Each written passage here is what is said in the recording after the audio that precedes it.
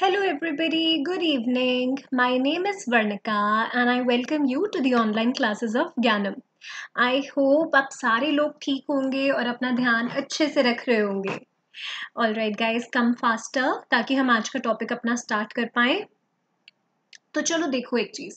देखो, हो सकता है कि रूटीन में ना द हिंदू वोकैबलरी बहुत आसान वोकैबलरी नहीं होती. It is slightly difficult in nature. ऐसा भी पॉसिबल है कि आपको ना ये 10 वर्ड्स याद रखने में थोड़ी सी दिक्कत हो रही हो कि जो हमने एक वीक पहले वर्ड्स किए वो आपको अभी तक याद ना हो. तो इसका ना बेस्ट वे क्या है? इसका बेस्ट वे ये है कि जैसे हमारा जो देखो सेशन होता है, या तो वो शाम को होता है या फिर वो रात को होता है. तो what you guys can do, आप ना सबसे अच्छा तरीका इस चीज़ को करने का ये है कि हमने आज वर्ड्स लिख लिए, फिर कल क्या करो, आप ये सारे के सारे वर्ड्स ना 10-15 मिनट लगा के, आधा घंटा लगा के लिख लो विद सिनोनिम एंटोनिम. कल आपने इन वर्ड्स को 3 बार पढ़ना है, बहुत अच्छे से पढ़ना है. जैसे और अपना ना देखो वोकैबलरी अलग से टाइम निकालोगे आपको थोड़ी सी बोरिंग लगने लग जाएगी. तो यहाँ पर ना अपने रूटीन के काम करते हुए बीच में टाइम निकालो. जैसे अगर ब्रेकफास्ट कर रहे हो, एक बार आपने क्या किया, एक बार आपने इसको ब्रेकफास्ट के टाइम पढ़ लिया, ठीक है. फिर अगर आप लंच करने बैठे तो दूसरी बार आपने लंच के टाइम पढ़ लिया. अब थर्ड टाइम क्या है, आप ना अपना एक छोटा सा टेस्ट ले लो साथ के साथ के मतलब वर्ड पढ़ो और याद करने की कोशिश करो कि हमने क्या पढ़ा था. और अगर मैंने कहा कि ब्रेकफास्ट लंच या डिनर के टाइम पढ़ना है, उसका मतलब ये नहीं है कि एक रीडिंग देनी है. पढ़ना है का मतलब ये है कि हमें बहुत डेप्थ में अच्छे से समझ समझ के स्लोली अपने माइंड में उस चीज़ की मैपिंग करनी है. हमें उस चीज़ को बिठाना है अपने दिमाग में. ठीक है. तो चलो अब ज़्यादा टाइम नहीं लेते, हम अपने फर्स्ट क्वेश्चन के साथ स्टार्ट करते हैं. राइट. फर्स्ट क्या है? The chairman conducted the meeting with aplomb. देखो आज के सेशन के जो वर्ड्स है ना, आपने हो सकता है कि कम सुने हो, बट दैट इज फाइन. नहीं भी समझ आ रहे तो थोड़ा तुक्का मारने की कोशिश करो, आंसर देने की कोशिश करो, क्योंकि जितना आप ट्राई करोगे ना उतनी चीजें आपके दिमाग में बैठेंगी. क्या करना है? Everybody give the answer and good evening guys. The chairman conducted the meeting with aplomb. Aplomb का मतलब क्या होता है? देखो सबसे पहली बात तो ये है कि aplomb is a noun. ठीक है, आप लोग आंसर देते जाना, मैं साथ साथ में ना कमेंट्स में आपको उसका रिप्लाई भी करती जाऊंगी. ठीक है. देखो एप्लॉम का मतलब क्या होता है कि basically it means self confidence in a demanding situation. It means self confidence in a demanding situation. इसका मतलब क्या है कि अगर कोई आपके सामने बहुत मुश्किल सिचुएशन खड़ी हुई है लेकिन आप स्टिल उसको बिल्कुल सेल्फ कॉन्फिडेंस से पोइज के साथ आप उसको हैंडल करते हो, तो उसी को ही हम विद एप्लॉम बोलते हैं. ठीक है. इसका आंसर क्या आएगा? पोइज. पोइज का मतलब क्या होता है? In very much confident. मतलब पोइज अल्टीमेटली मीन्स कि अगर मान लो मैं कहूँ कि इस इंसान के अंदर बहुत पोइज है, मतलब ये अपने आप को बहुत कंपोज रखता है न्यू सिचुएशंस के साथ. ये बहुत सारा कहीं ना कहीं बहुत बैलेंस्ड किस्म का इंसान है ना, जिसको हम कहते हैं ना he is kind of a classy man, classy woman. तो आपका पॉइज्ड उसी से रिलेटेड होता है. ठीक है. इसका मतलब आप ऐसे याद रख सकते हो कि having a composed and self assured manner, कि बहुत ही ग्रेसफुल और एलिगेंट होता है जब कोई, है ना, या बहुत कॉन्फिडेंस होता है जिसमें. आई होप ये वाला आपको समझ आया. गाइस प्लीज मेक श्योर सिर्फ सुनो नहीं, पेन पेपर लेके बैठो और इसको साथ साथ लिखते जाओ. ठीक है. अगला देखो. The young girl. ठीक है, this is the young girl. The young girl appeared self possessed in front of TV cameras. मतलब जो यंग गर्ल है वो टीवी कैमराज के सामने बहुत सेल्फ पोजेस्ड लग रही थी. इसका आंसर क्या होता है? Self possessed.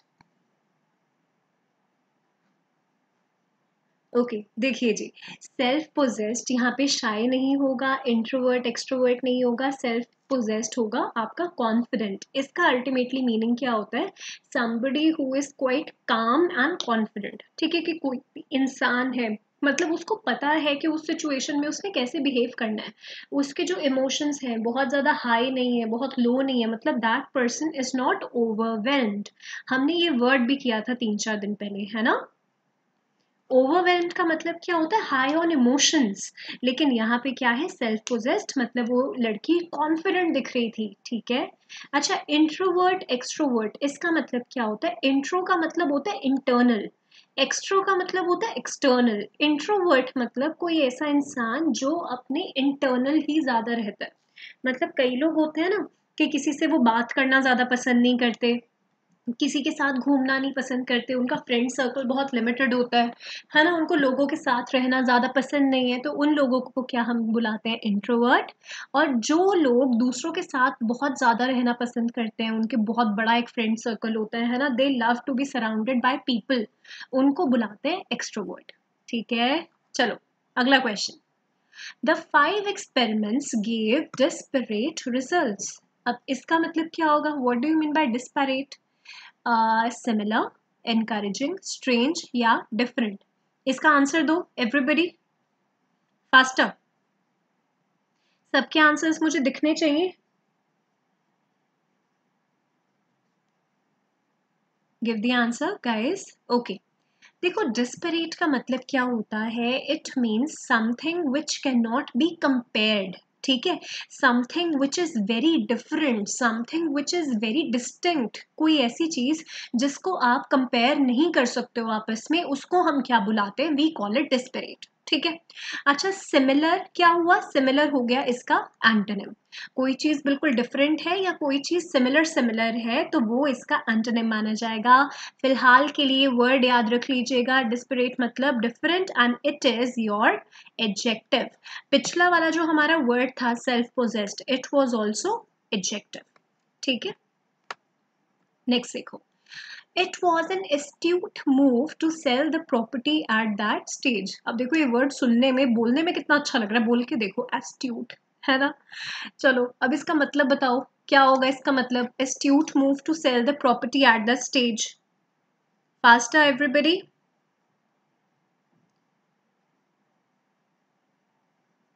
क्या मीनिंग माना जाएगा, एस्ट्यूट मूव। एस्ट्यूट का मतलब देखिए क्या होता है, एस्ट्यूट माना जाता है बेसिकली श्रूड। श्रूड का मतलब क्या होता है, what do you mean by shrewd, answer तो एस्ट्यूट मूव का श्रूड मूव है। और श्रूड का मतलब क्या होता है, देखो बेसिकली श्रूड मीन्स हैविंग और showing sharp powers of judgment, ठीक है। क्या कह सकते हो आप इसको, शार्प बोल सकते हो, आप इसको क्लेवर बोल सकते हो, आप इसको कैनी बोल सकते हो, इसके सिनोनिम्स देखो क्या क्या बन सकते हैं श्रूड के, you can call sharp witted, ठीक है, शार्प विटेड आप बड़े आराम से बोल सकते हो। Then you can also say wise, you can say clever, ये सारे के सारे इसके क्लोजर सिनोनिम्स हैं, ठीक है। देन कैनी आप इसको बोल सकते हो, अलर्ट बोल सकते हो, मतलब जिसको कहते नहीं है मौके पे चौका मार देना, उसको हम क्या कहते हैं, एस्ट्यूट कहते हैं, ठीक है। बस इतना याद रखना, ये मौके पे चौका मारने वाली बात को हम क्या कहते हैं, एस्ट्यूट कहते हैं। देन अनवाइज क्या है, इसका ऑपोजिट, डिसऑनेस्ट जाएगा नहीं। और इनएक्सप्लिकेबल का मतलब क्या हुआ, something which can not be explained, ठीक है। I hope this one is clear to you. Inexplicable का मतलब क्या होता है, something unable to be, something which can not be explained, इसका भी मतलब लिख लेना, अनेबल टू एक्सप्लेन, कि जो कोई चीज हम एक्सप्लेन ही नहीं कर सकते, मान लो अब किसी ने ना एकदम से कोई भूत को देख लिया, तो वो क्या बोलेगा, it was an explicable experience for me, मतलब वो एक ऐसा एक्सपीरियंस था कि मैं उसको एक्सप्लेन नहीं कर सकता, ठीक है। Done everybody guys, okay. Next देखो, the acerbic remarks of the manager were unwarranted, ठीक है, कि जो मैनेजर के असर्बिक रिमार्क्स थे वो अनवारंटेड थे, वो चाहिए नहीं थे किसी को, क्या होगा, बिटर, फ्यूरियस, एरोगेंट या चाइल्ड लाइक। अब ये acerbic is also what, adjective, remarks को क्वालिफाई कर रहा है ना ये, बताइए जी क्या होगा, acerbic remarks of the manager were unwarranted, क्या होगा इसका, ओके, देखो असर्बिक रिमार्क्स हम किसे बोलेंगे, बेसिकली बोलते नहीं ज़बान बहुत कड़वी होना, है ना? तो ये आपका वर्ड वहीं से ही निकल के आया है, राइट? असर्बिक का मतलब होता है something which is quite bitter या something which is very very sharp. ठीक है, क्या इसका मीनिंग होता है? Something which is quite bitter या समथिंग वेरी शार्प। अच्छा, अब ये कहाँ से आया निकल के? देखो ये जो असर्बस है ना, ये आपका रूट वर्ड होता है। असर्बस क्या है? ये रूट वर्ड माना जाता है। इसका मतलब क्या होता है? सावर टेस्टिंग। ठीक है, और उसी से रिलेटेड ये असर्बिक रिमार्क्स है, मतलब कि जिसको कहते हैं ना ये कड़वी जबान, है ना? तो उसी से रिलेटेड है कि ये बिटर, हम इसको बोलेंगे कि bitter remarks of the manager were unwarranted, कि जो भी उसके ऐसे बिटर से रिमार्क्स थे, है ना, वो किसी को चाहिए नहीं थे। Nobody wanted it. चलो अगला देखो। The inexorable demands of the workers brought the company to a closure। अब कौन सी डिमांड्स थी जिससे कंपनी बिल्कुल क्लोजर में ही आ गई? इनएक्सोरेबल, देखो क्या मीनिंग होगा इसका? Everybody I need your answers.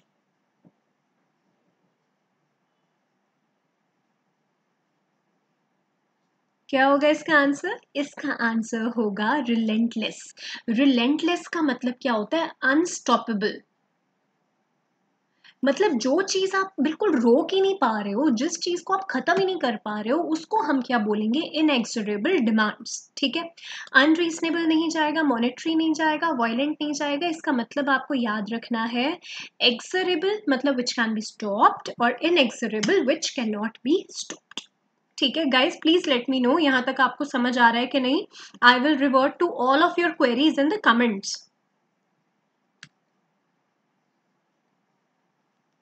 Okay, चलिए आगे देखो। He had insidiously warmed his way into her affections। अब इसका मतलब क्या होगा? insidiously warmed his way into her affections मतलब धीरे धीरे उसने अपना रास्ता उसके अफेक्शन की ओर बना लिया। in a polite manner, secret manner, ugly way या forceful manner। बताओ इसका आंसर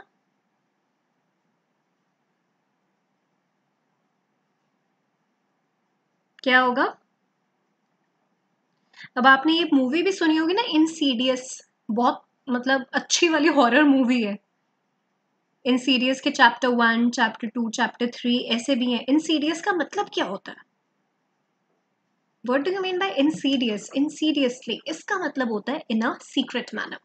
अब देखो, अगर उन्होंने हॉरर मूवी का नाम रखा, मतलब ये वर्ड पॉजिटिव तो है नहीं।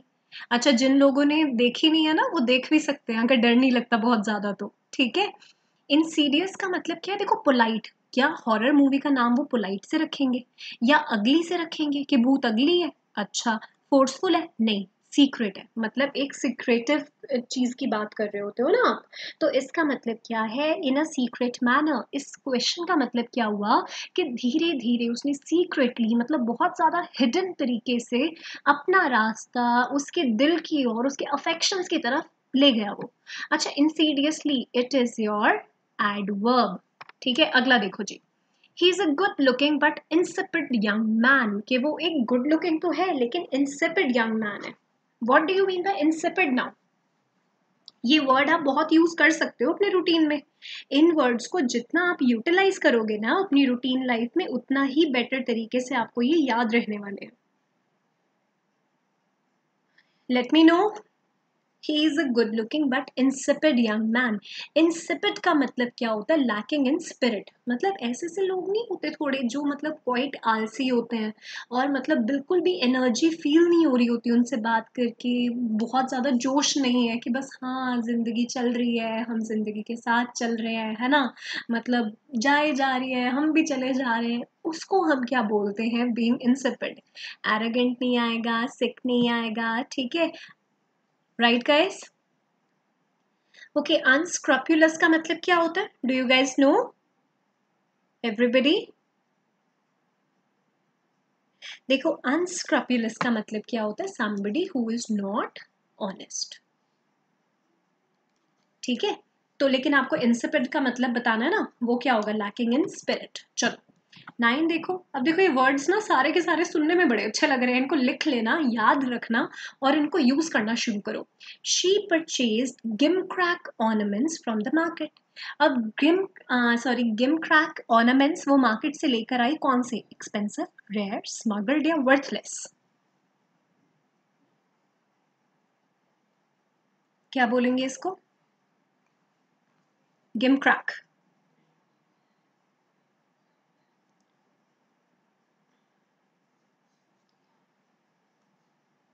ओके, देखो गिम क्रैक का मतलब मैं आपको बताती हूँ, एक वर्ड होता है गिमिक, बिल्कुल रिलेटेड सा वर्ड है इससे, है ना, मतलब पढ़ने में तो हमें ये भी गिम है ये भी गिम है सिमिलर सा लगता है, लेकिन गिमिक और गिम क्रैक दोनों बिल्कुल अलग चीजें हैं।